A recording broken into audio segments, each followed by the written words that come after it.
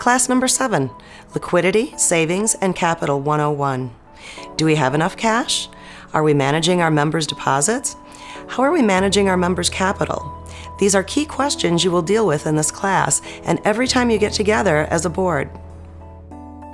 As you become more familiar with the credit union's balance sheet, you'll realize there's multiple kinds of liabilities.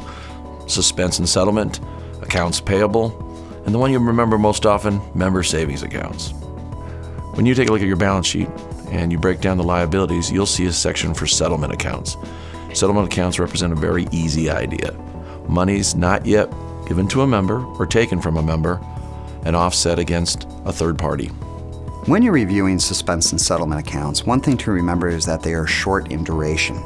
Generally speaking, they are brought to a zero balance daily or within a few days. When it comes to capital, credit unions have a unique difference when you compare them to banks.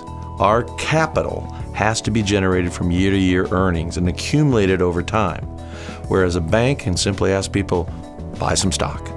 So remember this, your capital is only your retained earnings over time. When you think about how people save money, credit unions divided into two simple categories: share accounts, regular old savings, and time deposits. A time deposit, like a certificate, has a maturity and a savings account does not. On your balance sheet, you will see that we might have paid for something that's valid for a whole year, such as my membership dues for the next year. We prepay it in a lump and we divide it 1 month at a time. Prepaid expenses help balance out our picture of how much it costs to run a credit union. There are a number of items that can have a direct impact on credit union's capital. Most of the time, those are contained in earnings, a change in the valuation of the credit union's investment portfolio, or potentially a prior period adjustment required by a third-party auditor. An example of an account payable may be the accrued dividends you owe members. This line item represents the money that members have earned, but you have yet to pay them.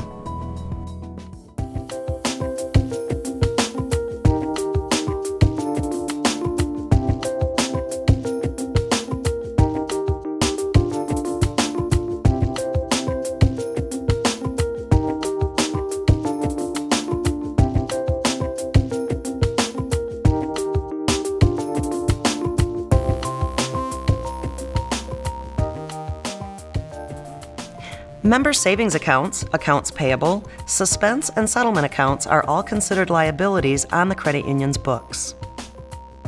Suspense and settlement accounts are used for settling transactions which cannot be posted to a member's account immediately upon receipt. They are often used to facilitate settling with a third party for amounts owed or due from the third party. They should generally carry a zero balance at the end of the day.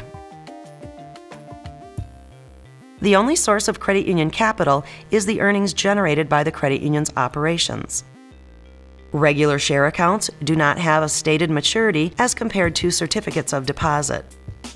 An example of a prepaid expense is when a credit union pays for membership dues all at once for the upcoming year. Earnings, the investment valuation reserve adjustment, and prior period adjustments required by the credit union auditors are all factors that can have a direct impact on the capital position of the credit union. Accrued dividends represent the amount of money you owe members which has been earned but has yet to be paid.